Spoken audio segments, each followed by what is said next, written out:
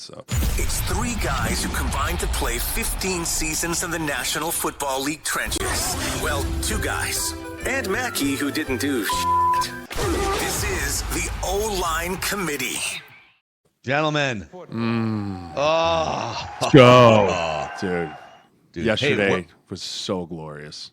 Where were you when this music hit last night? What were you doing? Here's a guy. I was watching. My son was just getting done going, that Carrie Underwood's a pretty good singer. I was like, yes, she is, buddy. She's amazing. She's back, right? She's back like she never left. But you know what we've been doing? We've been waiting all day for Sunday night. That was the best Sunday night game they could have started with. Like, I'm not even kidding you. The reigning MVPs of both the year before and the year before that going at it, and it was one of the greatest games I've ever seen. This is funny because they started talking about the Rams-Kansas City game. Do you remember that? The 45-41 game?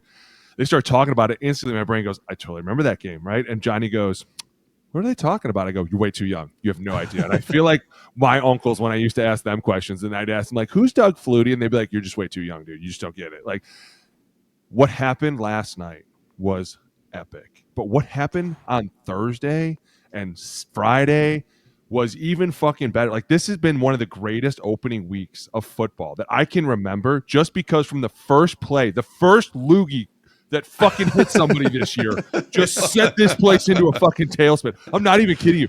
This season started off with the greatest fucking bang, and I was like, did that just happen? Did this physically? And everyone's looking around like, what is going on? And it's like, it's here. It's fucking here. 2025, here we go. And it was amazing. I cannot wait for tonight. There's still a fucking game left. I know. Right? There's still football left. Bears, Vikings. It's going to be a great one, too. Great one. Welcome in, by the way. If you're new, this is the O-Line Committee. We got the Rhino, Alex Boone. We got Jeremiah Sirles, Phil Mackey. And we're 3 episodes a week during the season here. Mondays, Tuesdays, Thursdays with our picks. Let's go. And if you could help us out by clicking the like button and the subscribe button, we'll go through every Monday Who's the Mike, where we identify the people and the things and the teams that are top of our minds. We've got the Fat Guy Fantasy Draft 2025. But a shout out, Jeremiah, to our friends at Z-Biotics pre-alcohol probiotic drink for getting us through our old age on the weekends. I mean, I guarantee you there's a lot of people sitting at work this morning not feeling great, right? Feeling a little run down, feeling a little tired because they went out and had a few barley pops for the first game of the year last year, right? We're adults. We have responsibilities. We cannot be dragging around on a Monday morning feeling like garbage, right? That's where Z-Biotics pre-alcohol comes in. It's insurance for tomorrow after a night of drinking. Z-Biotics pre-alcohol is the world's first genetically engineered probiotic. When you drink alcohol, it gets converted into a toxic byproduct in the gut. It's a buildup of this byproduct, not dehydration, that causes rough days after drinking. Pre-alcohol produces an enzyme to break this product down. When you make pre-alcohol your first drink of the night and drink responsibly, you feel best for tomorrow. Go to zbiotics.com/O-line to learn more and get 15% off your first order when you use O-line at checkout. Again, Z-Biotics is backed 100% money-back guarantee, so if you're unsatisfied for any reason, they'll refund your money. zbiotics.com/O-line and use code O-line at checkout for 15% off. Dude, like a boss. Dude, that was amazing. Like Number one. That was awesome. You did a phenomenal job there. No, thank you. No notes. No notes. I'm not gonna lie. I was impressed. You got through some fucking words there, dude. By the way, can I just say that I was at Super Rink this weekend and I met somebody in the pisser. Not even kidding you. Comes up to me. I'm literally taking a piss. Guy goes, O-line committee. This is midstream. Yeah. Midstream. I go, what's up? He looks over. He goes, hey, nice watch. Thank you. Casio. Is that an NFC title game right down there? What's going on? Said I didn't swear enough. I was like, dude, I totally agree with you. Could not have agreed more with you. Yeah. But anyways, so excited to get into it, especially after that read. Jay, seriously, congratulations. Hey, you're going to do it for me, okay? That's going to be amazing. Don't worry. Hey, who wants the first mic? I feel like we should start with last night. I'll throw this out. Mic number one. I'll go second. Mic number one is the two teams in the AFC that we saw do battle last night, and how they represent how ridiculously good the AFC is. I mean, we've been alive for 3-4 decades of football in our lives here. This is as loaded as any conference, and the NFC has some teams too, by the way. But when you talk about Hall of Fame quarterbacks, you talk about teams. The fact that those two teams last night, as good as they are, throwing haymakers for 3 hours. Haymakers. First ballot Hall of Fame quarterbacks. Derrick Henry is a right tackle playing running back, stiff arming defensive backs into outer orbit. And neither one of these two teams can get to the Super Bowl. And it's not even a knock on them. It's like these two teams are awesome. And Chiefs with Mahomes and Andy Reid. Joe Burrow got to a Super Bowl a few years ago. Let's look around the rest of the AFC. There's Jim Harbaugh sending a message on Friday night in Brazil against the Chiefs. You got Pete Carroll and the Raiders emerging as a viable team in the AFC. Sean Payton, Broncos. Oh, you got the Colts, Aaron Rodgers. Colts are showing dude, everything, right? So game last night was just a representation of how ridiculous the AFC is, the top 6 or 7 teams. You know, my favorite part of that was the commercial beforehand with Peyton and his son, right? Where he's sitting there, he's like, calls Eli, he's like, Dad. He's like, Uncle Eli, Peyton's making me watch the game again. That's exactly what's happening. The passing of the guard at the quarterback position has fully happened now. Yes, right. There is no more old guard of the Drew Brees, the Tom Brady's, the Peyton Mannings. Those dudes are all gone, and now it's Mahomes, Burrow, Allen, Jackson. Right. Those 4 dudes are taking this quarterback play to a whole new level, using their feet, unbelievable arms, identifying things that I never thought they'd be able to identify young in their career. They're progressing, right? You're seeing the evolution of their game come full circle. And I cannot be happier with where the quarterback position in the NFL is right now. There is better quarterback play in week 1 than I saw than there was in week 18 last year, right? I think a lot of teams took big time upgrades at their quarterback position going into week 1. And I think it's because a lot of teams took training camp way more serious this year. And we talked about it earlier. And preseason. Right? Everybody was playing in the preseason, and everybody was like, wow, this is kind of getting crazy. But now all of a sudden teams are looking really, really refined, which is awesome. And I agree with you guys 100%. The quarterback position is looking amazing. But there's teams like last night's game, right? Like Lamar Jackson at times, you're like, oh, my God. How are you going to beat this guy? Like, what are we going to – at one point I was like, oh, my God. He's gonna win. He's gonna win every game this year. They're gonna be undefeated. They're gonna win the Super Bowl, right? I was thinking that too at one point. But then all of a sudden, you look at what Josh Allen's doing on the other side, and you're like, "Holy shit! How are you gonna stop him at the same time?" Like it really just came down to who had the ball last was gonna win the game, and that's what's so fun about this, especially with the AFC. Now, I will say there's things that you're gonna have to clean up, like defensively. You look at the other side of that, and you're like, "Oh boy!" Right? Like if Ed Oliver doesn't give that fumble, we got real problems, right? We got real problems because, dude, Derrick Henry is a fucking refrigerator running at you. Just watching, here's what I figured out. If he can get 1 foot in the ground and make that cut, you're fucked. You're either fucked or he's scoring a touchdown. But if you can get on him within the first 2 yards of him getting the ball, it's like as long as he doesn't hit that full acceleration, you're good. But if he hits full XL, oh my God, you better look the fuck up. But dude, I need a body bag list that Derrick Henry's put people in, right? Because when he just stiff arms people, I mean, those are elite athletes, right? Sometimes, dude, at times he looks like he's playing NFL ball against college players. Yes. Like he's running and then he's just, I mean, that stiff arm on Cole Bishop was so mean. Even Collinsworth was like, it's embarrassing. Like Collinsworth was like, it's embarrassing. I mean, this is elite of elite athletes that Derrick Henry at 31 years old is just putting directly into the dirt. I have an interesting take, and I want to get your guys' opinion on this. I like it. Would you feel better today, Monday morning? Do you feel better about who you are as a football team as the Buffalo Bills or as the Baltimore Ravens? Wow. I know one's 0-1, one is 1-0, right? And that matters. But if I'm sitting there, I think I feel better about myself as a football team as the Baltimore Ravens than I do as the Buffalo Bills this morning. Wow. I like your question. It's a tough question. I mean, because I'm going to answer it. I think I'm better feeling as the Bills, right? It's who we are. It's who we've been for a long time. We're just going to fucking grind it out. We're going to make it work. We're going to figure out a way to make it happen. If I'm the Ravens, I'm looking at this like, why in all these big time moments do we keep failing ourselves? Why, when we have a 15-point lead, are we turning around and going, we lost by 1? When we should have literally just ran the ball out. Like, we have no better unit. this is something that continues to show itself with this team, and it starts to scare me. It's really why I'm kind of looking at this going, I have more faith in the Bills because I know that Josh Allen, with 1 second on the clock, will do anything he can to score a touchdown. Now, I will say that their tush push, or their, what do they call that? The snowplow, whatever the hell that is. They need work on that shit because, my God, dude, they're like 0 for 6. Yeah. Dude, it's terrible, right? But when you look at this, you go, hey, going in, I just said it, the Ravens, you're watching them for 3 quarters going, well, let's just give them the trophy. We'll wait till next year. We'll come back and try this whole shit again, right? But then in the most pivotal moment, they fumble the ball. And you're like, holy shit, there it is again, right? I need you to finish this game, and you can't. But wait, you have a Mack fucking truck for a running back, and you still cannot finish this game.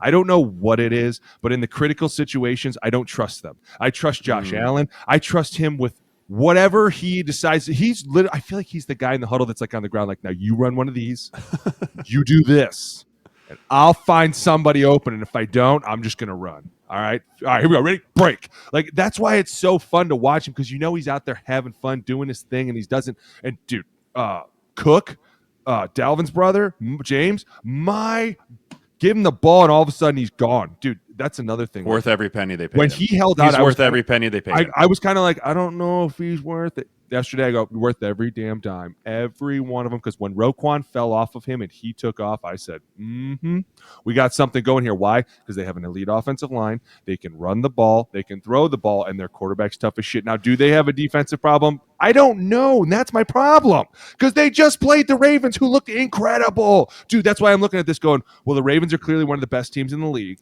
And as I'm looking at this, do I get mad at the defense, or do I go, hey, guys, we need to take more bullets?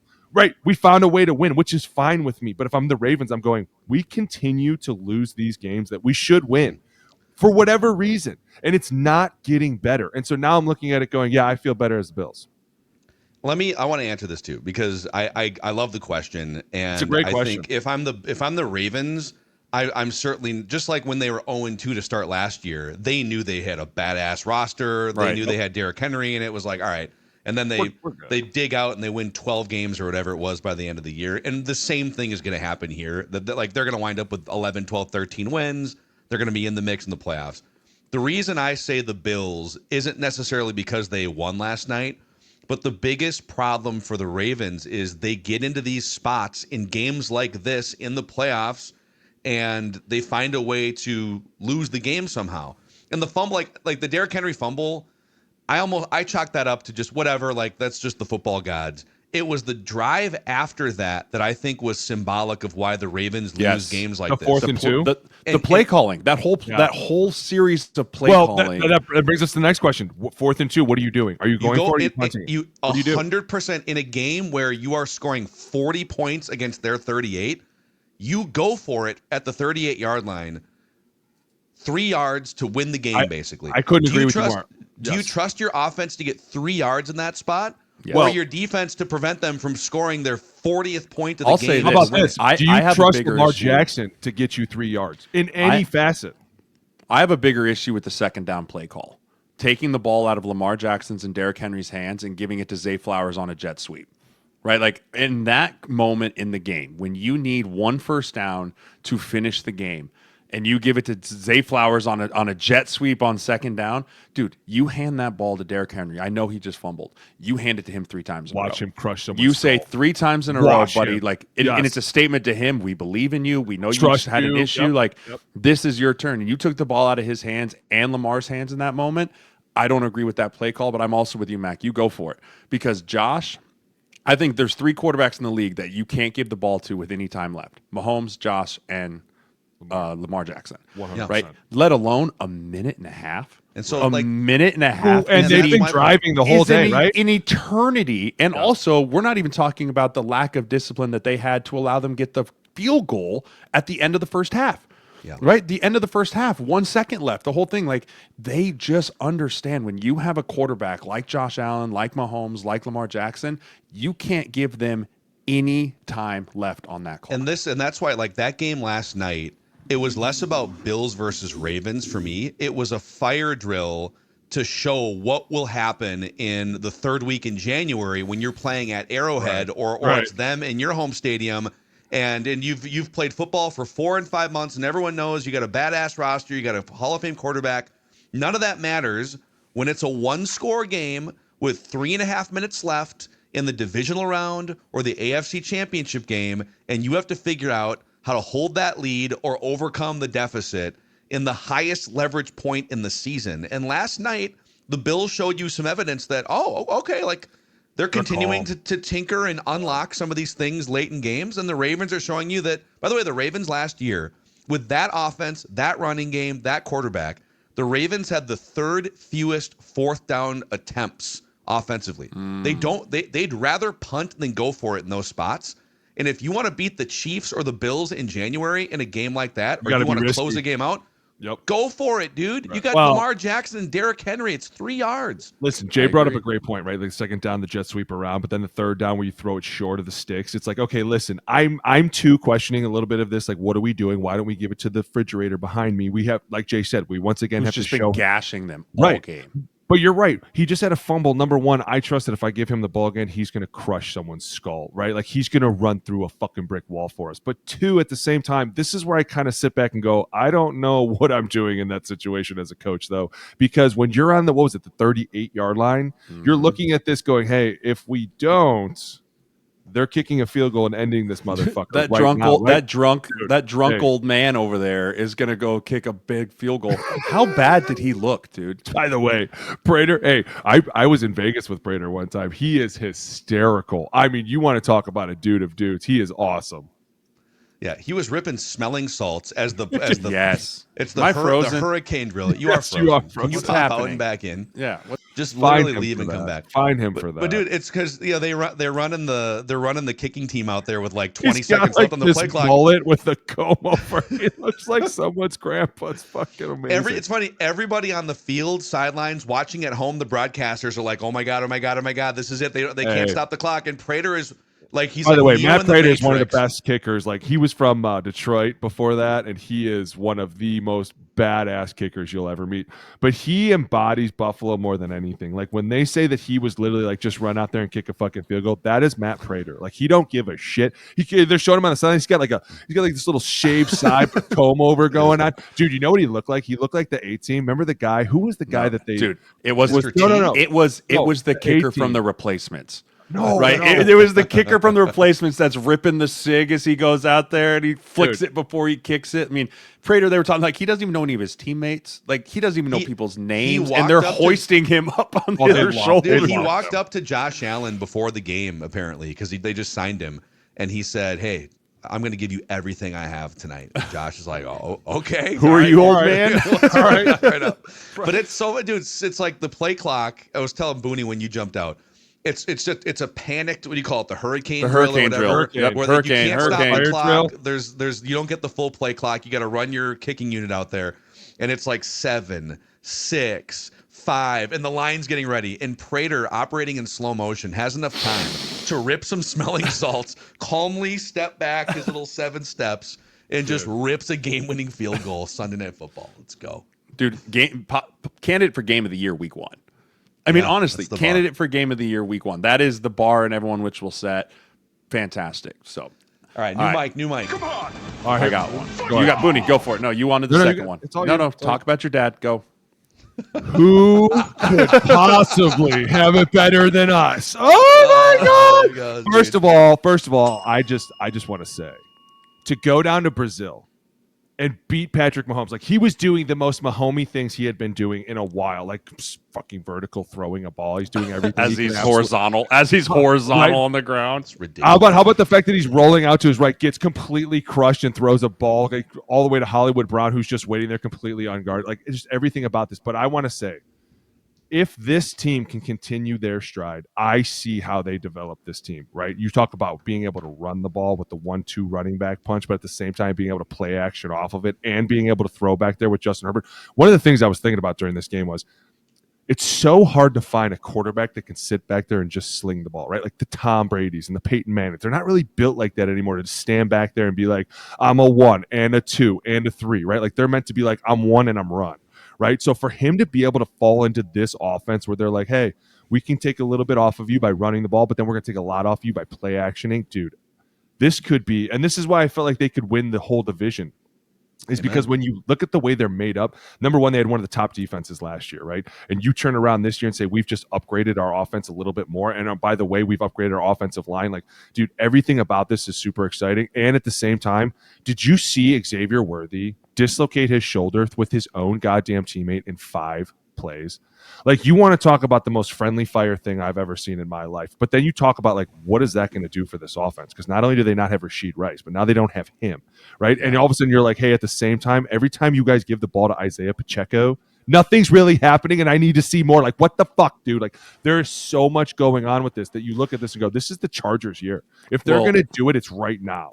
The thing that was the most alarming to me in this game was the bickering between the players on the Chiefs sideline. Oh, Jawan. Right? You had Kelsey headbutting Jawan Taylor. Yes. You had Drew Tranquill and Chris Jones about to go to blows on the sideline because Chris Jones. Tranquill, you don't want that. Well, he took an in. I'll give it to Tranquill, though. That's a good leader. You can't take the inside move there and lose contain. Right? Like, that's your job as a defensive end. And I know you're a D tackle, but you go out there, like, that's your job. And that's the kind of stuff that derails the team a little bit. Right, frustration within each other. Why aren't we doing this? Because guess what? That game looked a lot like the Super Bowl. Right, that looked a lot like a lot of the issues that arose playing the Eagles in the Super Bowl did not get fixed in the offseason. Well, and guess you peek their schedule. See who they play this week? The Philadelphia Eagles. Super Bowl. It's on now. And then so they get at Giants in week 3. The Chiefs do, and then it's Baltimore in week 4. Yeah, they are staring down the barrel of 1-3 if they don't beat either the Eagles or the Ravens. They've just got. I mean, no receivers is a problem, right? Hollywood Brown, he's a good receiver, but when you get thrusted, all of a sudden you're wide receiver 1.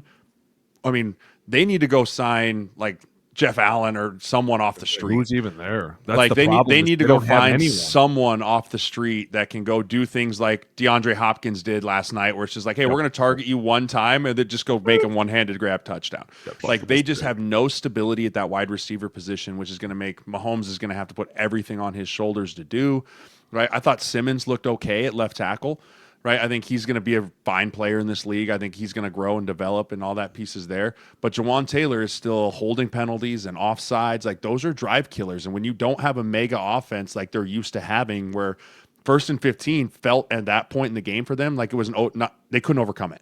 Like, it felt like if they got past behind the sticks, they were not going to be able to overcome it. Kelsey was pretty much non-existent throughout the entire game as well. I really am struggling to see where Andy Reid, he's going to have to scheme things open. Right, well, that's what's going to happen. It's going to not be about the Jimmies and the Joes. It's going to be about Andy Reid's X's and O's. That's the only way they're going to be able to make this work and make this thing go. Right?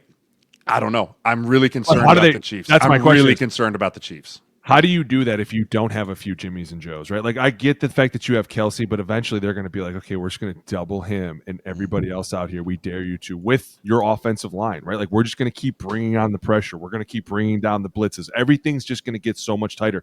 And eventually, Mahomie can't do the Mahomie things, right? Like, eventually that luck's going to run out. They're going to blitz the living piss out of Mahomes. It's coming down the pipe now. You're not scared of man coverage. You're not scared to play man coverage against them. Now, if you have Rashid Rice, Xavier Worthy, Hollywood Brown, and Travis Kelce, different. Man coverage gets a little scarier. Oh, I have some reckless speculation. Come on, Phil. Let's hear it. Do it. What if there was a receiver familiar with the Chiefs' offense that wasn't thrilled with his current team? Hold on. Let me think. That might be available via trade. Oh, I got it. I got it. I do too. Their coach, Mr. Tyreek Hill. Wouldn't that make sense for both? I mean, the Dolphins would have to admit they'd probably have to fire Mike McDaniel. Oh, dude, it's week what's one. Going to happen? It's week one. Oh, no, he's called for this dude's head. Gone. He's gone. No, I'm saying, like, for a Tyreek Hill trade to happen, he's been unhappy since January. He put the toothpaste back in the tube after saying, I want out. I'm out of here. I was kidding. They patched it up. Not a captain. He's losing his mind on the sidelines. He wasn't named a captain by his teammates. And the Chiefs are in a Super Bowl window here. A dynasty window still. But what are you willing to give up for Tyreek Hill right now? Ooh, I don't know. So with a team like, I don't feel like the Chiefs are at a point. They have so many people on huge deals. I don't feel like they're at a point where they can give up multiple first rounders. Well, I don't know if it would take that. I mean, he has one He has a year left beyond this on his contract, and I think the guaranteed money is out going into the final year. So contractually, it's really not a huge burden. And if you're the Dolphins, he's 31 years old. There's clearly a falling out happening in front of us right now. It's not going to be a Micah Parsons level return for a 31-year-old. By the way, he was under 1,000 yards last year too, so his value is kind of sunk at this point. You could probably get him for a second. If you're the Chiefs, don't you in a heartbeat trade a second-round pick? I got agent things coming. I'll be right back. Little Agent Jeremiah. Here we go. Now it's the Phil and Boone show. Let's go. It feels like a solution in waiting here in the next couple months for the Chiefs. I just don't know that the Chiefs are willing to do that with the chemistry that's going on. I mean, it's not like things are all glorious down in Miami. You know what I'm saying? And you bring that on, and all of a sudden you're going to bring on some more problems. And it's like, do we really want to deal with all this right now? I mean, it's the one place where he would have the best chance, Tyreek Hill, of just kind of snapping back into line and, okay, yep, I'm part of something that we've already won Super Bowls before. I think it comes down to what do they ask. But yeah. Back to the Chargers part here. Oh, yeah. I know you and I, now that Jeremiah's gone, we can just spew our Chargers cult nonsense here. I love it. My biggest question, and we both picked them to win the AFC West and stick a new flag in the ground. My biggest question was, all right, they lost Rashawn Slater, and so now they're going to try and shuffle their offensive line, move second-year Joe Alt over, and are they creating two problems there? The first game, Joe Alt, Friday night, 0 pressures allowed at left tackle. 0 sacks, 0 pressures allowed. He was a stud the entire night at left tackle. Joe's insane. We got to run into him at the you saw him at the fair. State right? Fair, yeah. I mean, how big did he look, right? Like, did he not just look the most yoked of his life? And so excited for the season he had. He worked so hard. I knew that the minute he got asked to be moved over, he would probably be super comfortable there. So I wasn't worried at all. And when you watch the tape, he's just locking dudes down. Like, had no issues at all, barely played any left tackle, barely did any this offseason, but their offensive line is a reason why I feel like they're going to be really, really good. Now, I think that Trey Pipkin's going to be a stud. I think that hopefully having Mekhi Becton in the offensive line will help them. That's one of those things where you're like, hey, Mekhi, let's just go have you put in here. And I mean, I'm kind of pissed because I was really hoping to see what it would have looked like with Joe and Mekhi. Like, could you imagine the fucking size of that right side? It would have been insane. But at the same time, it's a huge reason why I have faith in this whole team now, right? Because up front, they're sturdy. You got Bradley Bozeman in the middle, who's been doing it a long time. Zion Johnson. You move Joe over to left. He's just slips in like a fucking slipper. Kid looks amazing. But when you talk about the 1-2 punch in the backfield, getting that going is going to be imperative for this season, because having them stand back there and throw the ball all year is not what they do best, right? Getting them to beat on people. But that's can. But the scary piece is I know that's not what they want to do in this offense. Because I feel like Harbaugh ever had this high level of a quarterback? I know Kaepernick. I know Kaepernick was good. Don't get me wrong. I know he's your boy. This is different. This is way different. Herbert is probably. I might get crushed for this. I think Herbert's the best quarterback Jim Harbaugh's ever had. After McCarthy, obviously. Andrew Luck was there. Easy, bro. We're not going to shit on Andrew Luck. Well, so college. Andrew Luck. I'm not. I mean, okay, college Andrew Luck in the NFL. I would say college Andrew Luck was as good in as the NFL. Herbert, this is in the NFL. This is the best quarterback Jim Harbaugh's ever had. Well, now you're going to shit on Alex Schmeezy, and I like Schmeezy. I'm taking Justin Herbert over Alex Smith 10 times out of 10. I totally agree with what you're saying, and that's why I said earlier my take was it's great to have a quarterback that can stand back there and sling the fucking ball like Danny Marino, right? But guess what? We don't need you to, because I'm going to give it to these two, and when I pretend to give it to these two, everyone's going to suck up, and then all of a sudden here comes Will Dissly. Who? Will fucking Dissly running the corner route, and I'm like, see, this is why he's so fucking good, because as long as he continues to beat on you, you're just worried about getting your ass beat. And then all of a sudden he says his little gunslinger stand back there. But I will say this. If he doesn't fix this fucking flappy flap thing that's just going crazy on his hand, and I'm not going to lie, when Joe's in the gym, I kind of laugh at him about it. I'm like, Joe, what the fuck is this? Like, can you please tell him to put it the fuck down? Or can you get rid of it? Like, what is this, high school? And he was like, dude, you've been in that offense. You know how many fucking plays and how long. I'm like, oh, yeah, it's ridiculous. 12 fucking words all the way across, and they're super long, and you're like, Jesus Christ, dude, this is insane. But excited for them this year, what they can do. And not only that, but getting a game on the Chiefs is huge, right? Like, you get a divisional rival, you get a game up on them, that's huge for you. The question is, whose home game was that? It was the Chargers home game. Oh, okay. Which right, it's still a win because then there's nobody at SoFi anyway. I was not like it's not like that was a huge disadvantage for them. No, but had that been a Chiefs game, that would have been a huge advantage for them because then they get to come back to their place. Yeah, they don't have to go to Arrowhead. Dude, Arrowhead's a fucking woohoo! Get ready for the jungle. All right, Jay, next mic. Hit us, Jay.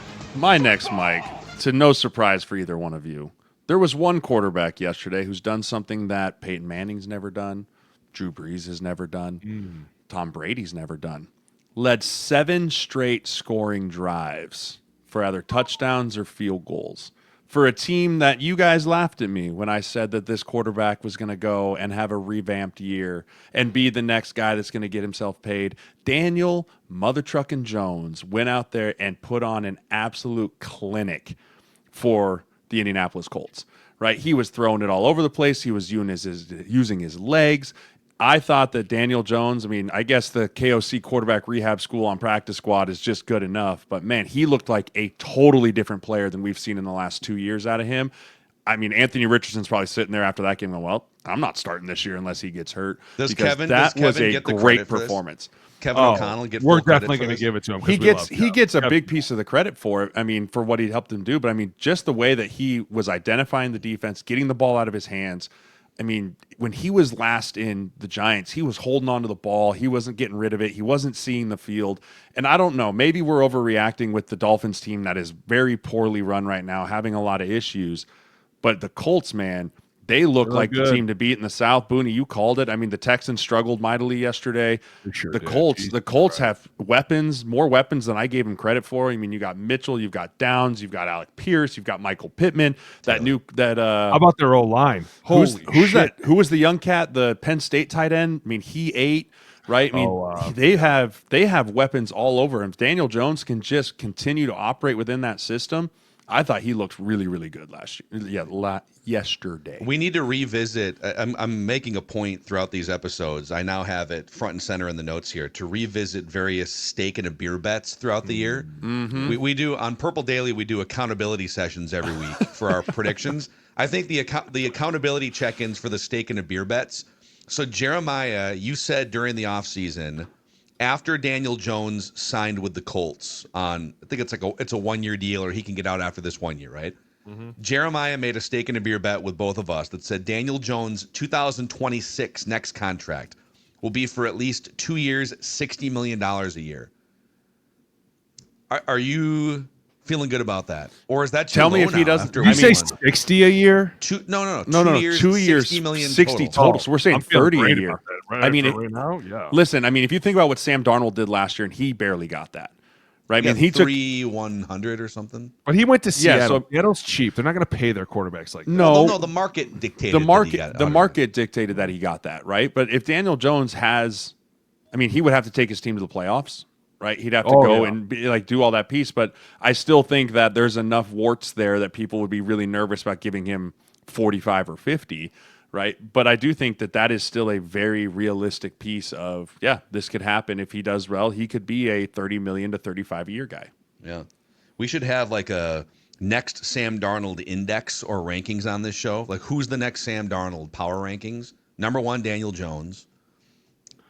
Russell Wilson, not quite number 2 after yesterday, but it's probably Daniel Jones with a bullet right now, and then we'll see if anybody else joins that list, the career rejuvenation list. You want to know who's well on their way to that list after yesterday? Justin Fields. Oh yeah, dude. Justin Fields. It was like quarterback revenge yesterday. These quarterbacks that have gotten. Daniel Jones, Justin Fields, Aaron Rodgers. All 3 of those quarterbacks, everyone shit on that signing when that happened. Right? Everyone's like, oh, man, Daniel Jones, that's really who we're going to go get. Oh, Justin Fields. Oh, Aaron Rodgers. All 3 of those quarterbacks looked like clinic tapes yesterday. All of them. They all looked fantastic. They were pushing the ball everywhere. We'll see if it's sustainable, but you got to give it to those guys. They were just getting beat on by the media since March, and those 3 guys came out yesterday and looked fantastic. You said it, though. Can it be sustainable? Obviously, one of those teams we'll is going see. to fall eventually. But at the same time, I agree with you. Aaron Rodgers, and maybe that can be our next mic, but moving to the Steelers, I'll eat some of my own words. He's still got a little bit of Aaron left in him, dude. He had a fadeaway as he was going back, and he like slang it out, and I was like, oh shit, he's back. Like he's feeling himself some type of way. But at the same time, was that just the revenge game, right? Like he had more yards in that game than he had all last year. All of a sudden, I was like, where the fuck was this guy? And then you turn around on this side, you got Justin Fields running all over the place, throwing the ball, and I'm like, who the fuck is this guy? Like, dude, you talk about if those two teams can continue to grow this year, they're going to make their division so much better. Dude, you talk the about NFC North is going to be wild. Oh, the NFC North is fucking out of control. The AFC North. The AFC North. Dude, Baltimore, Bengals, Pittsburgh. I mean, Cleveland looked. Fuck you, Cleveland sucks. They looked somewhat competent yesterday. I mean, they took the Bengals into the deep water. They held Jamar Chase to like 5 catches. To be fair, that Bengals take that Joe Burrow might win MVP was a bad take. Looking back, if you're judging Joe Burrow off of week 1 of his career, well, I'm judging on the fact that they barely beat the Browns. If you look at the historic week 1s of Joe Burrow, you'd think this dude's a clipboard Jesus. Right, like you would think that he is nothing more than a glorified clip holder in this league. If you go look at week 1s for Joe Burrow, they're bad. They're bad. You're right. So I guess it got a little better. The only thing that mattered for the Bengals, and it didn't matter how they got there, just win the week 1 game against the Browns, and then figure out your problems out. And it was clunky, it was ugly. Zach back, in that guy. Back to Steelers and so I have a. I was telling the Purple Daily guys that there was a section of my notes watching games that was just like, is this a week 1 overreaction or no? And I want to read you the one that I have for the Steelers here. Is this a week 1 overreaction? Or maybe this is the first item in our news segment called Am I onto something? No, we're not there yet. We have so many more mics. We have so many more mics. So many more mics. Not even close. The 2025 Steelers are the 2020 Tampa Bay Buccaneers when they added Tom Brady. Oh, listen. Is that a week 1 overreaction after you're watching on Aaron something? You are way overreact, dude. You just called Aaron Rodgers Tom Brady, and Tom had just come off winning like 6 fucking Super Bowls.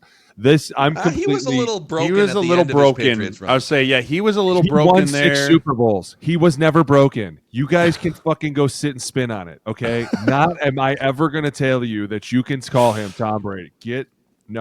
No, and no. I think you're onto something there, Mac. Oh, Jesus Christ. I think the only Good luck reason with the Ravens in your own the division. only reason I'd be a little nervous about that is the defense was not up to the Steelers standard yesterday. Mm-hmm. Right? That was the most alarming thing. I think everyone assumed Aaron Rodgers still had a little juice in the tank, right? And you get him George Pickens, right? Not George Pickens. DK Sorry. Metcalf. You get him DK Metcalf, right? You get him DK Metcalf. You get him Hines Ward. You get him Jerome Bettis. Dude, they did a thing like it's an old folks' home. It's an old folks' home in Pittsburgh right now.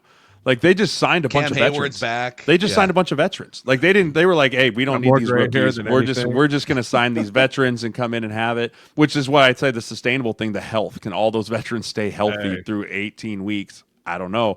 But I mean, if he can continue to play like that, TJ Watt gets his stuff together. Cam Hayward continues to go. Alex Highsmith looked like he was really good form yesterday too. That team's going to be really hard to beat because it used to be forever and always the Steelers defense was like, dude, we got to hold them to 14 or we're going to lose this game. Yeah. If all of a sudden Aaron Rodgers can start scoring 30 plus a game, look out. That's the first time a Steelers quarterback has thrown 4 tuds in a single game since Ben Roethlisberger in the 2020 season. Big Ben. It's been a minute since they had somebody back there leading. I mean, that's the last time they had a competent quarterback. I agree 100% with that. I mean, Ben Roethlisberger was the last competent quarterback that the Steelers have had. You don't know. I mean, we're talking about their defense. At one point, I turned the game flipped on, and Cameron Hayward was yelling at someone. He looked like someone's grandpa yelling at them, and I was like, dude, what are you yelling at? Stop it. Stop the run. Stop the pass. Go out here and do something. And then you turn around and you go, the Ravens are in this division. They're going to have to fight their way out of their own division. Like, it's going to be incredibly hard. That's why I'm not giving them the Tampa. Tampa was a whole different scenario. You're talking about teams that were not down there that were kicking ass. Like up here where you're looking at the Ravens like, holy shit, they're not on our schedule, are they? We don't see them until at least the playoffs, right? It was similar in Tampa, though, where, you mean, they had Mike Evans, they have Chris Godwin, right? They had these weapons, but it was, who was throwing them the football? Kyle freaking Trask. I mean, you were just, it's the same thing. It was like Mason Rudolph was throwing the ball. You have Kyle Trask down there throwing the freaking ball down there, shot putting it down the field. It's amazing. We talk about this time. You get a competent quarterback in this league, let alone a guy that's going to be a Hall of Famer. It can flip the whole thing in your entire team so quickly. And if Aaron can just not go off the rails from his stuff outside of the he got football close field, yesterday too. Like, I mean, yeah, given the bird, or not the bird, but just letting the fans in MetLife had it, that was vintage Aaron Rodgers stuff there too. Anyone in jet skier, anyone fucking hate this place. They're probably like, Aaron, come on. His Super Bowl is just like revenge on people that his whole life at this point is revenge. Like, he's just mad at everyone. But also I wasn't expecting the Kyle Trask slander on today's episode. I didn't. But I'm here for it. Way to come out of nowhere. And I believe he was not good. For that. I'd not Jameis Winston, Kyle Trask. It doesn't matter. They had issues. They fixed the issue. They won the Super Bowl. But I'm not saying I'm not ready to crown the Steelers king here by any stretch of imagination. But Mackey, you're not far off on that comparison. Now you are trying to crown him. God damn I could have gone with like 2009 Favre to the Vikings, and then they like fall. There you go. I'm cooler with that one. I agree with that one. There you go. The biggest difference, Booney makes a great point. The biggest difference is the division of the South versus the North. The North, 100%. Right? Like when Tom Brady went down there, he knew, okay, we have at least 6 easy wins here against our own division. Not the case right now with the AFC. Yeah, you have a half a season to kind of figure it out, which they did, and then they scrap the playbook, and then let's do Tom Brady. Yeah, hold on, Tom. Actually. You just call whatever you want to call. All I know is at one point Tom was probably like, "Listen, I got this. Stop talking. Stop." Just rips the earpiece out of here. Do you not know who I am? Buy this fucking team. We got more mics on the way. We got our Fat Guy Fantasy Draft on the way here. A shout out to MyBookie. So, there's always the guy who brags about hitting a big parlay in your group text thread or on social media. That could be you. You could be bragging obnoxiously to your friends and people that follow you on social media about how well you did on MyBookie. All the spreads, player props, in-game lines you could want, all under one roof. So if you're interested, and if you're new to MyBookie, go to mybookie.ag and use the code OLINE on any bet you choose up to $500. It's fully covered by MyBookie. So you make your play. If it doesn't hit, you get it right back when you opt in using your bet back bonus token. There's no better time to jump in to mybookie.ag. No better place to play. Football's back. Let's make some money with MyBookie. Also a shout out to, we got a new partner here. So Factory Motor Parts is here. Factory Motor Parts, for those of you that live in the Twin Cities area, and we have a big chunk of the audience in Minnesota. So go to Menards and make sure you keep your car or truck in game shape, because they got the full lineup of FVP parts for your car or truck, including Lucas Oil greases. That's right, Lucas Oil greases. Red and tacky grease, heavy duty grease, marine grease. So whether it's for everyday driving, heavy duty hauling, or even marine adventures, Lucas has you covered. So head to Menards in the state of Minnesota or upper Midwest and stock up on FVP and Lucas Oil, because performance matters on the road and beyond. I love Menards. Menards is one of my favorite stores on earth, dude. You can buy groceries or you can buy a new engine for your car. Like the range that is in that store is absolutely bananas. The Christmas it is pretty decorations. I love Menards. It is pretty. You could buy sheds. I know, it's insane. All right, Mackey, we're back to you. One more round of mics. One more. Let's do it. Yeah. All right, Mackey, where are you going with it? Okay. I know where I'm going next. Well, we got to talk about the big primetime afternoon game yesterday. So my mic is the Green Bay Packers. Respect to the Green Bay Packers. Yes. The Packers are a problem. Yeah, they are. So here's the thing. The biggest, now, some people might disagree with what I'm about to say, because you might not think the Lions are an elite NFC team anymore, and we can have that conversation. But we will. The knock on the Packers last year, 11 wins, playoffs. They've got this talented young roster, one of the bright young offensive-minded coaches, and people would say, yeah, but they can't beat the best teams in the NFC. Smoked by the Vikings, the Lions, the Eagles. You can draw a line right across their schedule of who they can and can't beat. So they come out in week one and say, oh, we can't beat the best teams in the NFC? Well, we'll just lay an ass whooping on the Lions in week one and check that off right away. And also, I'll note this too. So much conversation about the Packers' offensive-minded coach and Jordan Love and number one receiver or not. Well, they had the 6th best scoring defense in the league last year before they added Micah Parsons. So they were holding opponents under 20 points a game last season. They add Micah Parsons, who played like half the snaps in yesterday's game. and they hold the Lions to 3.5 yards per play in that game. So Packers are a legit contender in the NFC. 100%. And you add a guy like Micah Parsons, like instantly the minute he touches the field, everybody on the Lions is like, he's right there. Like, dude, and I'm not calling people out, right?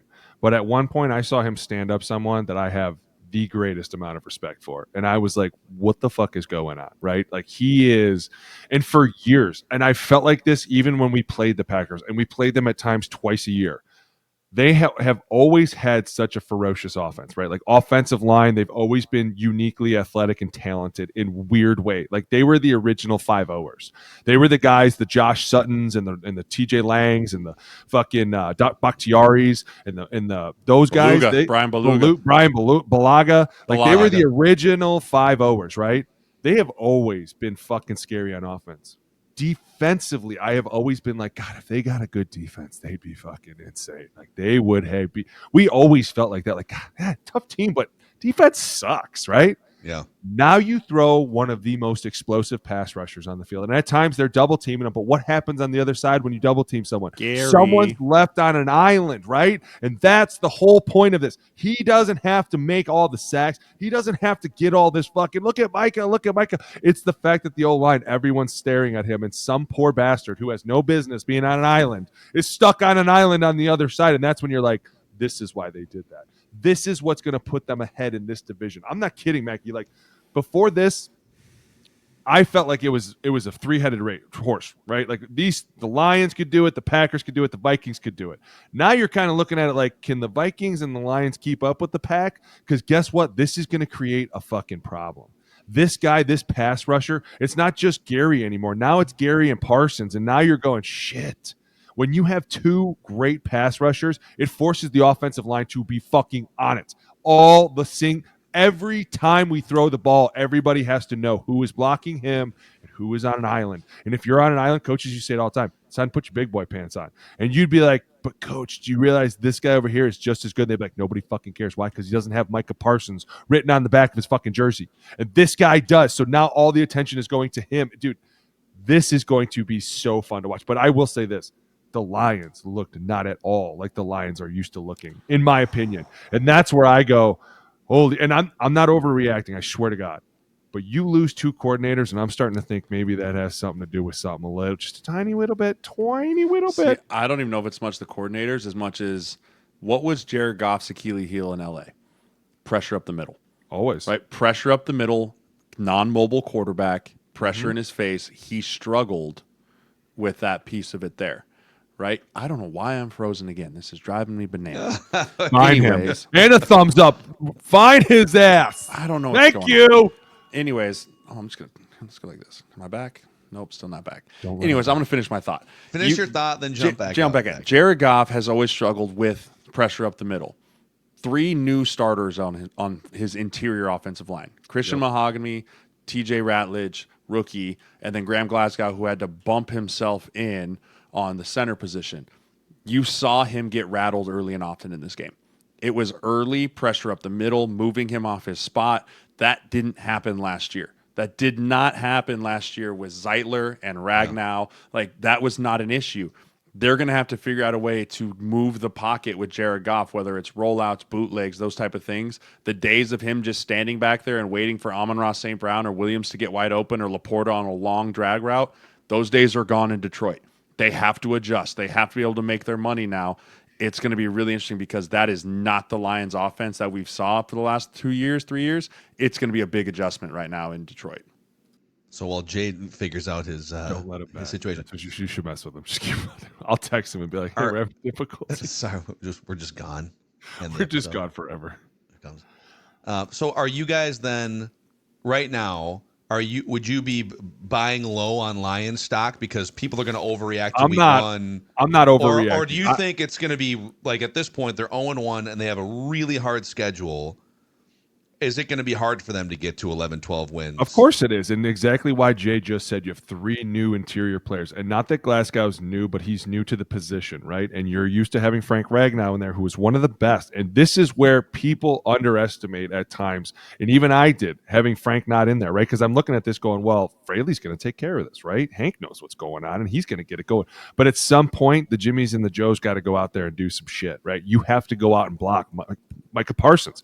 And I'll be honest with you, I'm not creating an excuse for them, but to go into the season, hell of a first test.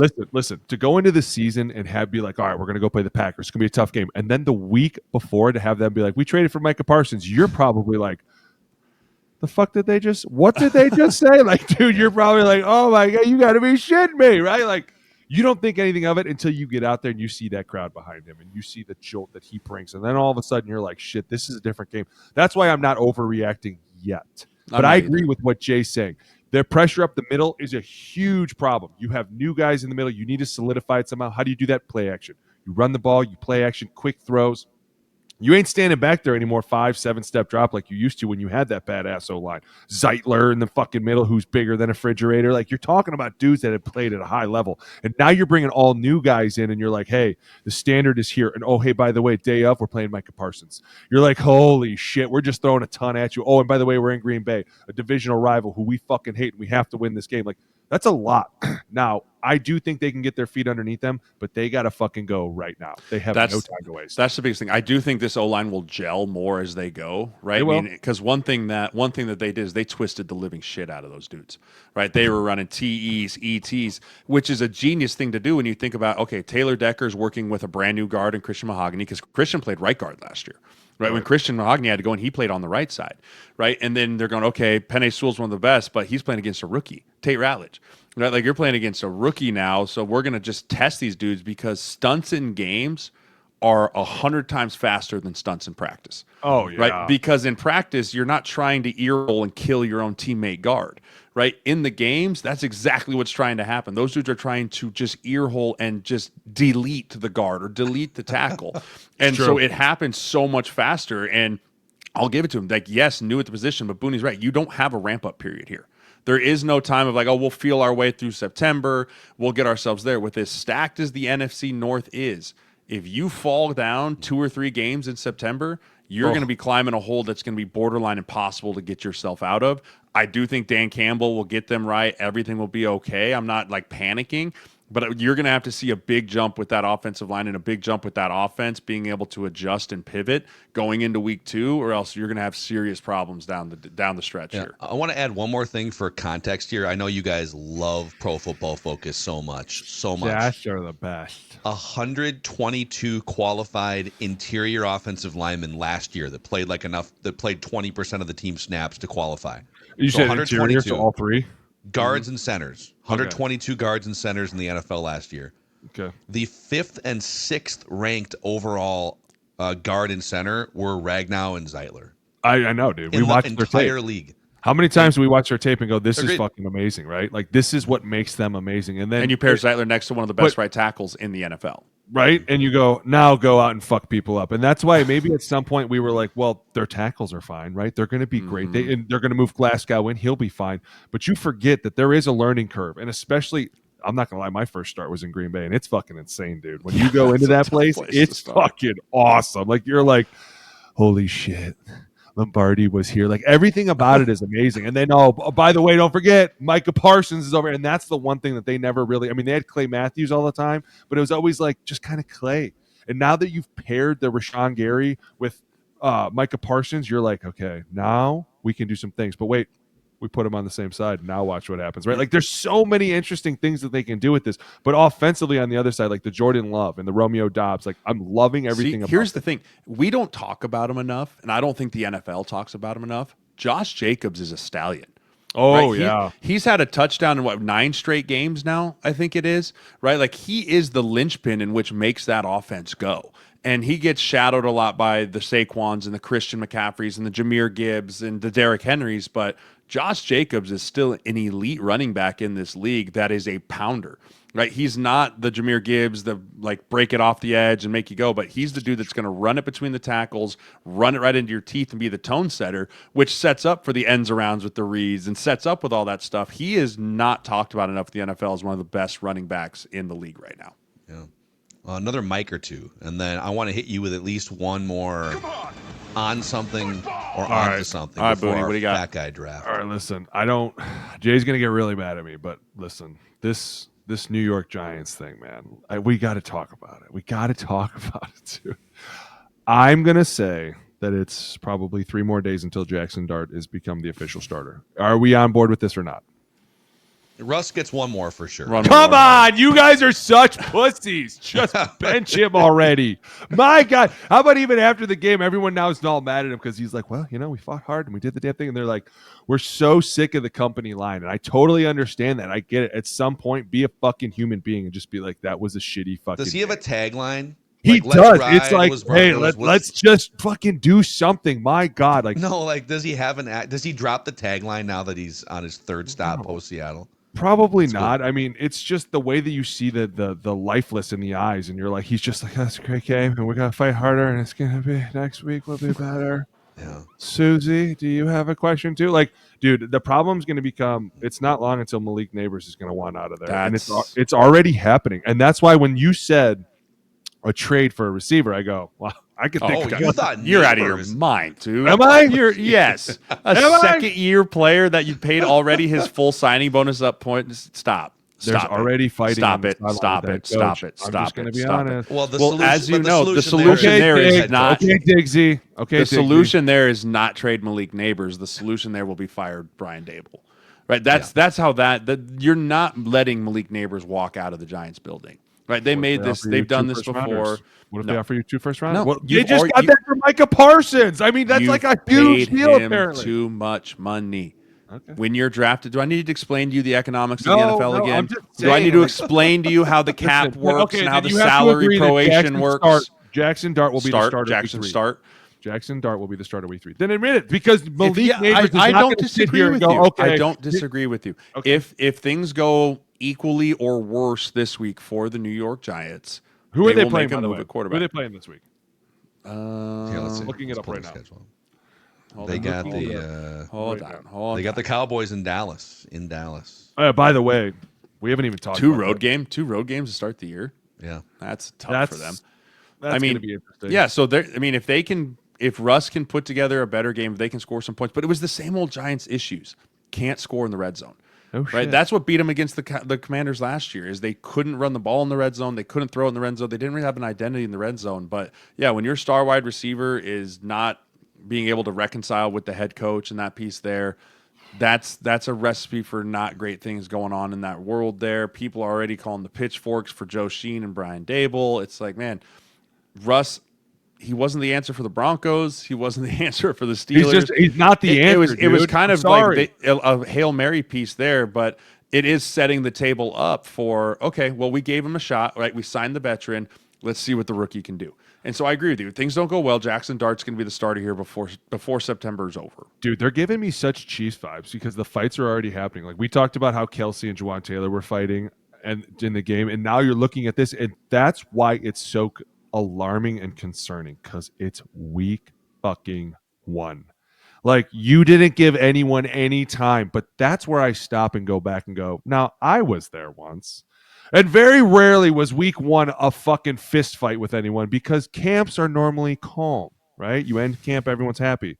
Now I'm starting to wonder, was camp really not as good as people think it was? You know what I'm saying? Like, we've been doing this thing for a long time. I'll give you the best example. The Giants.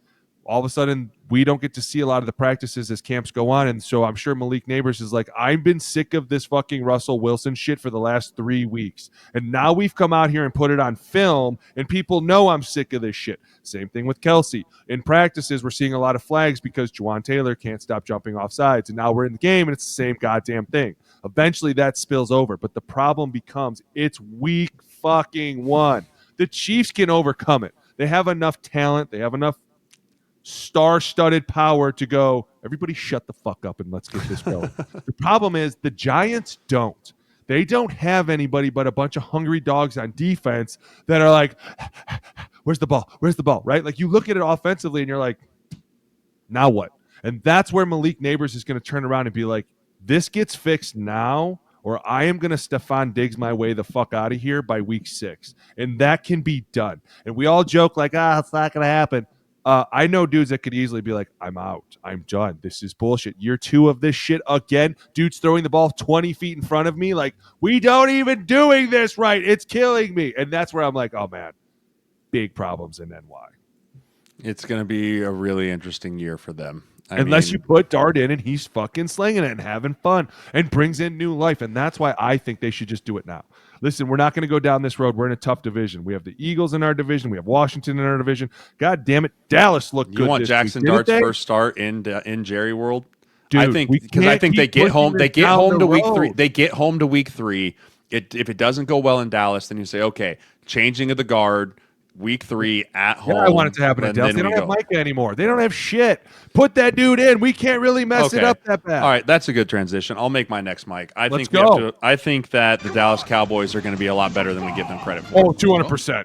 I think we were saying, hey, this is going to be a problem. This is going to be. Sorry. I understand that Jalen Carter spit on Dak Prescott and was not there for the majority of the game, but Tyler Booker looks the part at right guard. I think he came out. I know he didn't have to play Jalen Carter, but I thought he looked really good in his first start there at right guard. I thought Steele looks like he's slimmed up a little bit. He looks very quick there. That offensive line is going to be okay. I think that Tyler Smith is looking good on the outside. Tyler Guyton looked like he took a big step in the right direction for that piece there. And Williams is a very good back for that offense. Javonte? He's a good back. Yeah, Javonte Williams is a very good back for that offense. Broncos, right? Yeah, yep. I mean, and he was at the Saints too for a while, I think. Yeah, he was a stud there, bro. I mean, CeeDee Lamb is not going to drop 4 passes again. That's the thing. If your biggest problem, if your biggest problem is Lamb not making plays, your biggest problem was your number 1 receiver dropped 4 balls. By the way, did you see other that than one that? Go? I mean, the defense had their hands full against Jalen Hurts and that whole thing, but they held AJ Brown to like 1 catch, right?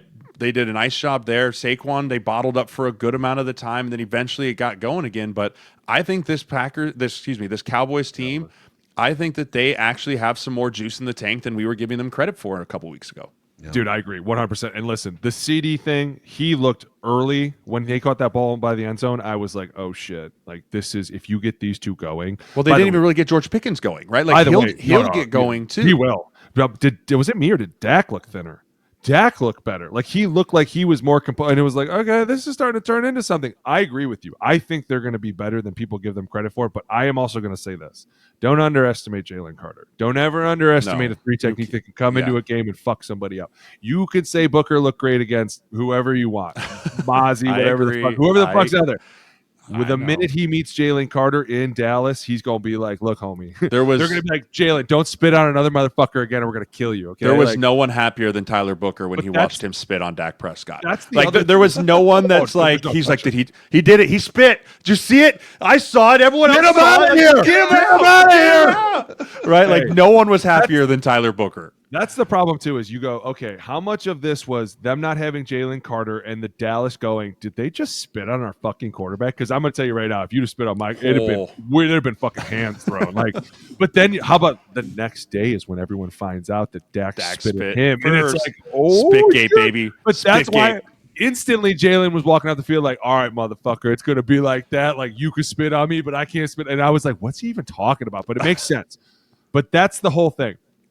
That was enough fuel to get that Dallas team going, and you lose your best 3 technique. Now, am I saying that the fucking New York game is going to be insanely crazy? No, I'm not at all. But I will say New York has a great front 4. So I'm interested to see what's going to happen this week. And I'm not going to say that I am super, super sorry to Jerry yet, because I'm not, or shoddy. But if they come out this week and they handle that front 4, I'll be like, okay, listen, maybe I got a little bit more respect for you than I should have had. Yeah, but at the same time, right, like, that CD Lamb, did you see that pass that he was fully extended? Those are catches he makes. Do you know why but you know why? Did you see that fucking safety coming over the top ready to kill him? You don't think out of the corner of his eye he didn't see that guy coming? Like, and I think it wasn't Quinn and Mitchell. It wasn't Blankenship either, was it? It was Cooper. I think it was Cooper DeJean. Was literally like about to spear him in the side of the head. And that's where you're like, all right, man, that's a business decision that I'm cool with you making. But at the same time, this team could be better than we thought. And I agree with you 100%. Yeah, I mean, like I said, if that's what you're going into the drawing board today, Monday morning, you're watching the film and you're going, hey, 33 million over there, catch the football. Got it.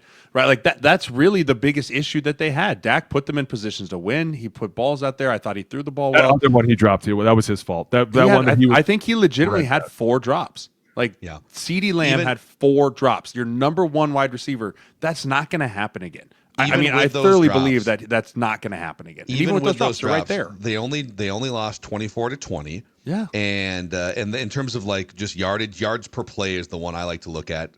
They outgained the Eagles 5.5 yards per play to 4.9 with those drops. If you include the drop passes in there, it's like statistically it's a different game. The final score is probably different. So listen, like in the micro, I agree. Cowboys probably better than the general public thinks. In the macro, it's still an operation that is run by the Jones family that hasn't been to a Super Bowl or an NFC Championship game in 30 years, and they're not going there this year either. So. But maybe they sneak around as like a 9-win team and compete in that division. So. Yeah. Well, that's the problem. That division's going to be tough. You got Philly, you got Washington. Obviously, unless New York makes a decision soon, they're going to be out. But I mean, it's just I do feel a little bad looking back that we gave them a ton of shit, and then I was like, you know what? For being the first Thursday night game of the season, they came out fucking swinging, man. Against the defending Super Bowl champions, hang the banner, right? The whole thing. We didn't even know they were doing that. They came out and just absolutely fist fought those dudes. And I know it was weird with the weather and everything back and forth, but that first drive right down the field, bop, bop, bop, bop. I was like, okay, these boys came to play. Yep. Like, these boys absolutely came to play. Yeah. I mean, hell, dude, Dak was runner-up for MVP 2 years ago. Yeah, I mean, everyone was like writing him off. It's like, dude ripped his hamstring off the bone. Like that's not fun to do. Like that really freaking hurt. So we'll see. I think that the Cowboys have a better shot at making a playoff spot than maybe we gave them credit for a week ago at this time. Okay, before Fat Guy Fantasy Draft, I have one more on something or onto something for you here. Okay. And I want to get this out on the record before he plays a game tonight, Caleb Williams. Am I on something or onto something when I say Caleb Williams is going to be a bust? I mean, how much can we take this little docu-series thing? Okay. Thank you. Like, how much can we actually take this as gospel or a hit job? Let me set this up. So this is Ty Dunn from the Go Long Substack. He's a long-form NFL kind of investigator, kind of reporter. He's the one that did the Sean McDermott hit piece, if you will. He's a hit job. He's a hit man. That's what he does. He talked to 30 people in and around the Chicago Bears organization, including a lot of the former staff members on Eberflus's staff that got, and so obviously they got canned and they're not super excited about the Bears. Yeah. Right. But I'll just give you a couple little excerpts here from this. And I'm trying to decide too, the Bears either had the dumbest coaching staff in NFL history, which is plausible. Like that is within the realm of possibilities.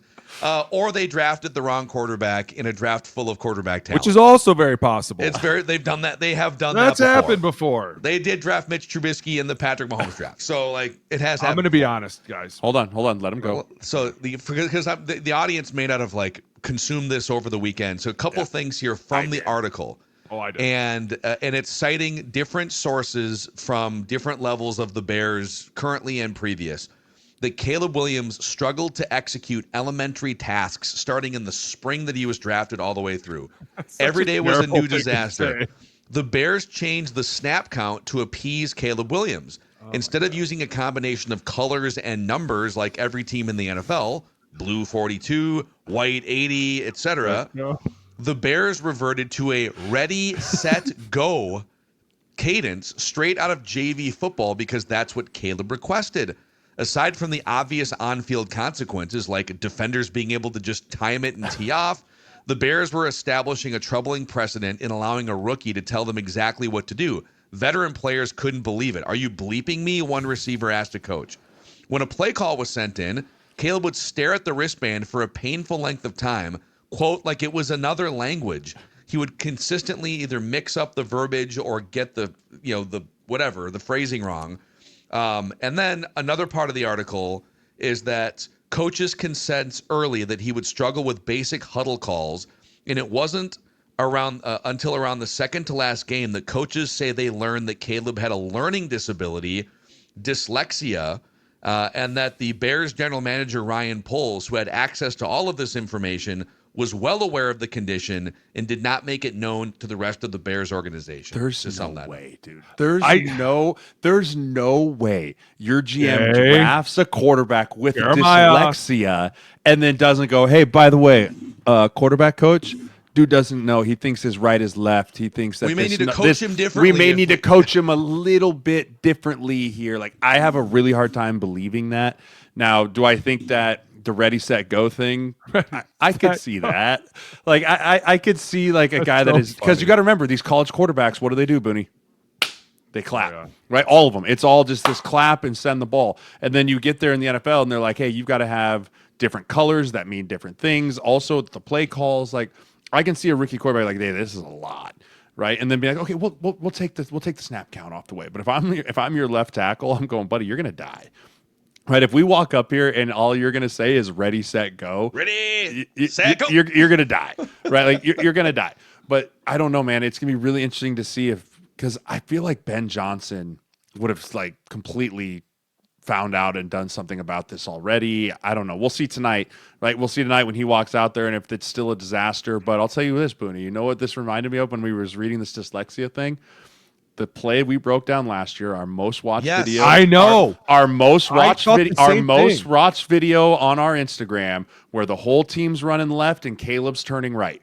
Right? And so like that's the only thing that that went straight to my brain. That was like, he sometimes mixes up which way he's going, or he mixes up words right and left, or blue and green, or whatever it is.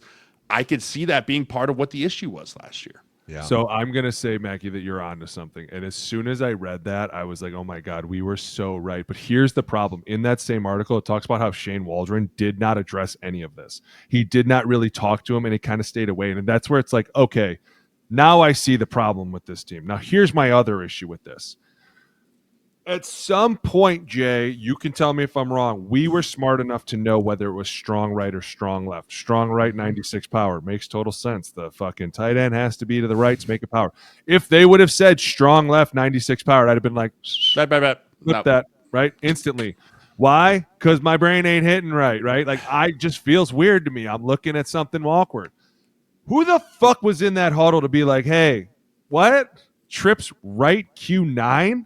The fuck are we doing? Timeout. Where's Shane Waldron? I'm not against any of this. I think you're onto something. And not only that, but like, had he just been somewhat of a dog or been a player that can go out and make shit happen, like a Mahomey type shit, I'd be like, you are on something. But I think you're onto something because he does need more attention. And if you're looking at this going, hey man, this guy's going to need all this extra work and do all this stuff on top of the fact that people are chasing him down, and now you got to double check to make sure that you're always on shit. Like, it just becomes a lot. And I do think that Ryan Poles is kind of at fault for this because it's like, hey, listen, if you knew this going in, that this guy was going to have this many issues, you should have fucking told everybody. Like, hey, listen, we're going to dumb shit way the fuck down, but he's a great talent, so we can make it work. But you could have been doing that. You could have been doing that in January, February, March, and April. Right. If you knew you were going to draft this dude 1-1. Exactly. If you knew he was going to be pick 1-1, you needed to prep your team for like, hey, this is what we're learning. This is what we're doing. Have it ready to go when he gets in here that we can start going. Hey guys, which is why I really struggle to believe that that's fully true. Not that really. Who on their old line did they really have before this year that would have been like, hey, I think that's play called wrong, right? Like, I could see Tooney being like, wait, what? No, that's Dahlman being like, no, hold on. What the fuck did you just say? That's where I go, yeah, this whole article is correct. And yes, it falls on Ryan to go, hey, listen, guys, we need to take care of this guy, right? Like, number one, none of this shit can ever get out.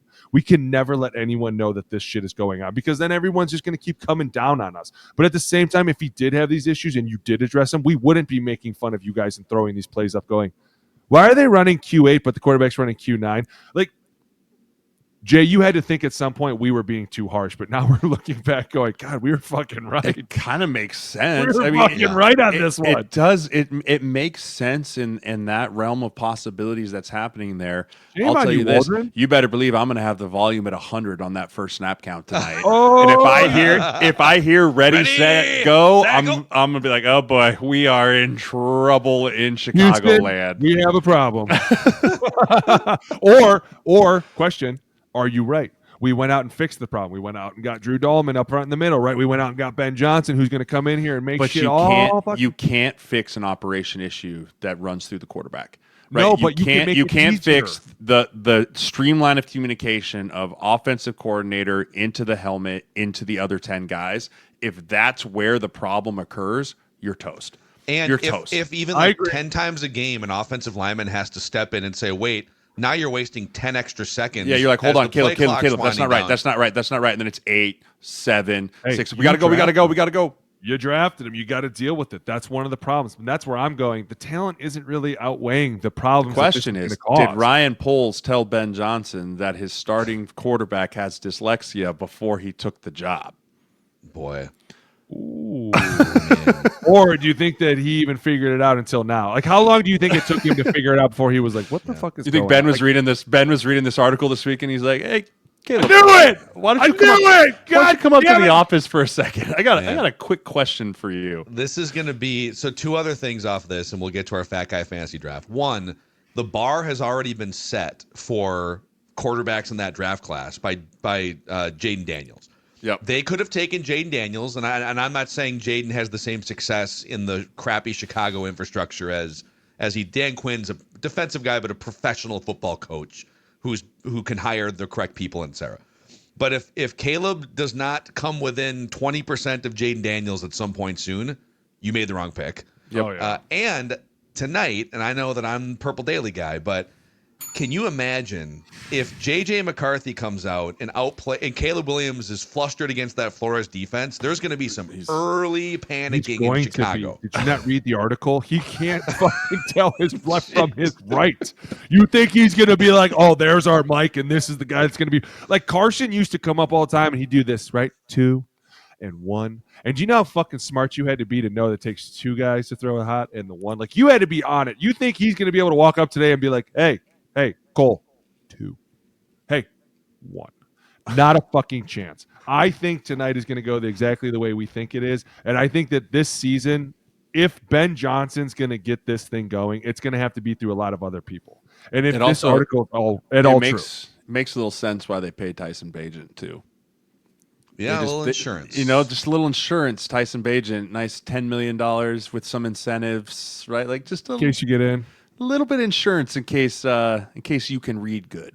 That's a good one. Way to be onto something, dude. We're going to know, by the way, in 4 weeks.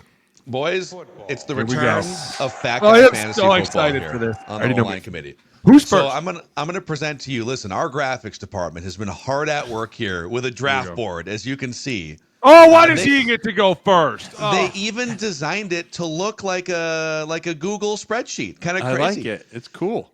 So we did a random draft generator before the show here. You're just going to have to trust me on it. Beep, burp, beep, burp. Otherwise, if I'm cheating, I would have put myself number 1. So Jeremiah gets the number 1 pick. Alex gets to pick number 2. I pick 3.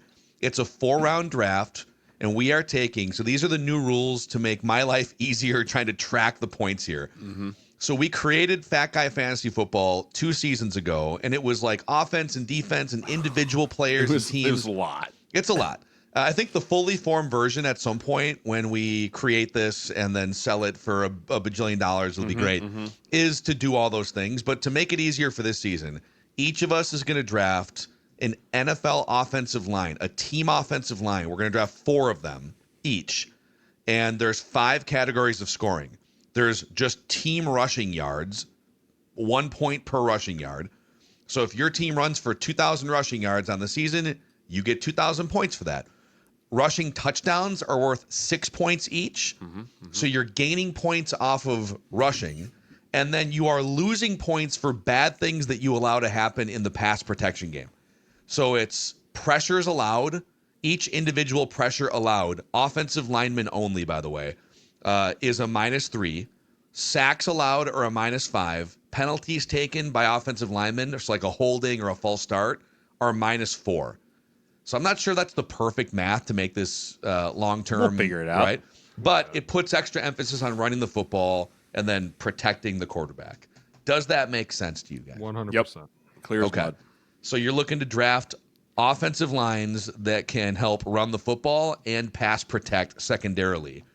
And Jeremiah gets the number 1 overall pick. This is bullshit. Alex, too. I get the 3rd. We'll do the snake draft wraparound. Can I get the draft music? I know you have it. I know you have it. There it is. Oh, there it is. There it is. All right. And with the first We already pick know. in the 2025 NFL Oh, Fat week 1 Guy stats count, by the Fantasy way. Week 1 stats count. will be the Baltimore Ravens. Yeah. Oh, I wow. will take the Baltimore Ravens rushing attack with Derrick Henry and Lamar Jackson behind Roger Rosengarten and Tyler Lindenbaum and Ronnie Stanley. Give me the Baltimore Ravens. All right, let me see if I can update this on the fly here. Let's see here. Can you see this? The Tavens? The Tavens. I'll take the Tavens. Caleb Williams. With the number 2 pick I don't want to bully the guy. in the Super Fat Guy Fantasy you- Draft of 2025. Are you ready? The Rhino's going to take Philadelphia Eagles. figured I these mean, would how be could the you not, first right? two teams. Saquon. I mean, it had to be. I thought he was going to take Philly and I was going to take the Ravens, but I'm cool with this, dude. I'm Saquon. He's still at it. Fucking doing Saquon things. He had a one-handed whoop. What are you going to do? And then a little whoop, little flippy flip. Dude, I'm so excited for this year that they're going to have. Plus, you want to talk about an offensive line. By the way, we didn't talk about this guy, but Landon Dickerson, he's got to get back. We need him. Yeah, Don't That was give a me big reason. That was a big reason why I didn't take him. That, He's They're still going fine. to run. I mean, they still run the ball well. He but- is fine. Okay, I'm not we'll worried. see. We'll see. We'll see. So this is where the draft starts because those were going to be the 2 first. I got sure. kind of screwed here by the random.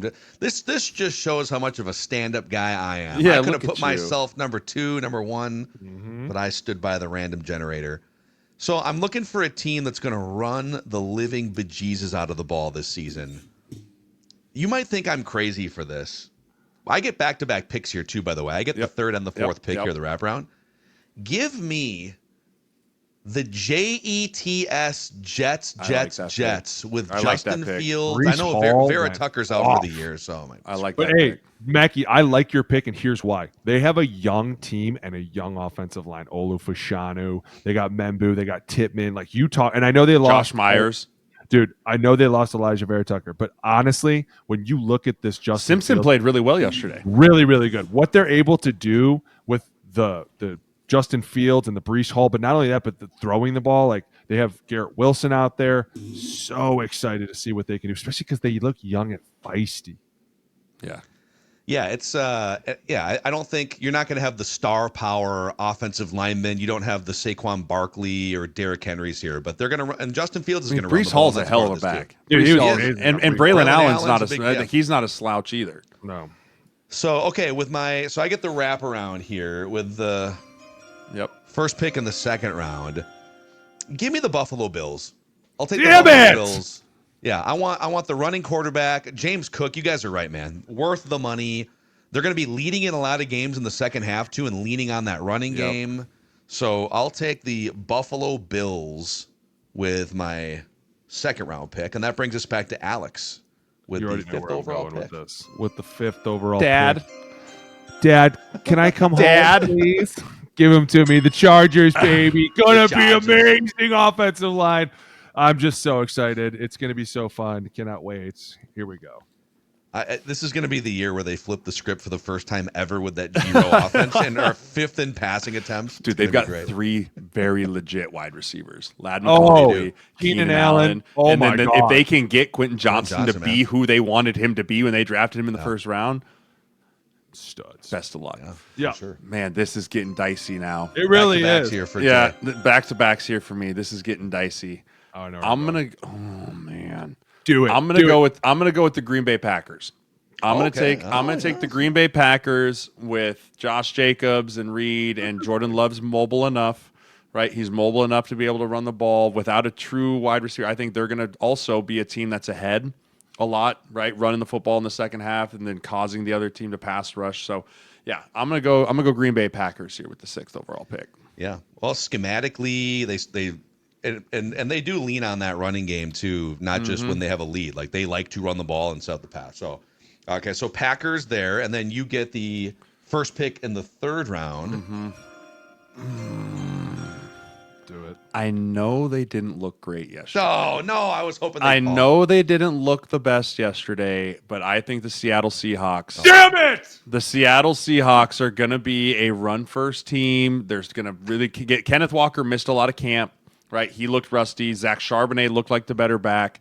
But I think, 49ers front, they had an interesting game, but I'm still going to take the Seattle Seahawks here because that's going to be Clint Kubiak's going to run the piss out of the ball. There's no fucking that's what he does, dude. That's his whole fucking thing. And that's why I'm with you. I don't really care what anyone says. I think they're going to They'll get it together. They're going to figure it out. They have too much talent up front. They have two phenomenal running backs. Their whole fucking offense is designed around running the ball. It's going to be fine. Don't worry. God fucking hate you. With the 8th pick, I guess I'm forced to do this, and I won't let Mackey do it, and this feels even better. I'm going to take the Minnesota Vikings. Why? Oh, Why? let's go, Why would dude. you do that? They're not going to run the football. I don't know how many times I have to bash this into your brain. This is me saying that they are. This is me physically going, they're You're going to run so the ball. dumb. Okay, You're okay. so Whoa. dumb. You say that until the end of the year, and I'm like, I told you they weren't going to throw it as much as you thought they were. Yeah. Just wait. We'll Just see. wait. Yeah, that's a terrible pick. Go ahead, Matt. By the way, they have studs across this O-line. So even if they don't run the ball, I'm not that worried about the fucking penalties, 100%. which you should be. Yep, Okay. for sure. Go ahead. Okay. They are one of the least penalized teams. No so you shit, get I'm not an idiot. Good in pass protection. By the So way, you're we gonna pick up traded some for a penalties running there. back, but we're not going to use them. We're going to trade for them. And we're going to pay the other one. We're not going to use them. I don't think there's a world in which they compete with like the Ravens Eagles running games, but there is a world in which they run the ball more than they have in Kevin For sure. O'Connell's. Yep. Go ahead. For sure. Okay, Yeah, I great just pick. want to say this: what you're seeing here with these first 8 picks is a wild reflection on how much people, including us and you guys, overreact to week 1. Because with the Who are you 9th picking? overall pick, the 9th pick in a draft centered around running the football and offensive lines, I will take the value that is the Detroit Lions on the board right now. Do it. I'm not ready to write off Jahmyr Gibbs, Montgomery. They still got some players. They'd like to run the ball more than they did in the first week. They were also trailing by like 2 touchdowns early, and they had to abandon it. So Yes. I'll take the Lions here. Sounds like a problem they might have a lot, but go ahead. see. Here we go. And then with the wraparound here, I don't know that these guys, they didn't crack your top 10 offensive lines.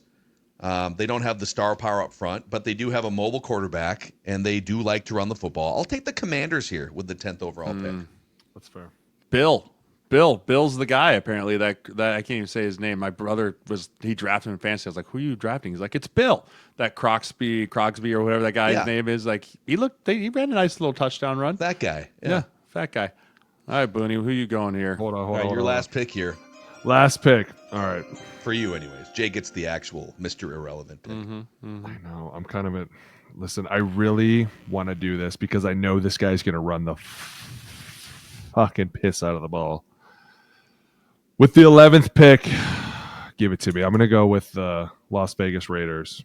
Oh, Petey Carroll. I know Pete. I know Pete. Huh? Dude, I know Pete well enough to know that in a losing game, he's going to be like, run the fucking ball. Like, and you go out and get Ashton Genty. Like, there's obviously something. I think they've upgraded a little bit at their O-line. And honestly, after this, it's starting to get a little dicey with the running attacks. We'll see if Jeremiah is willing to put his money where his mouth is here. I think there's one pick. team left, and I'm curious to see if he's going to pick it.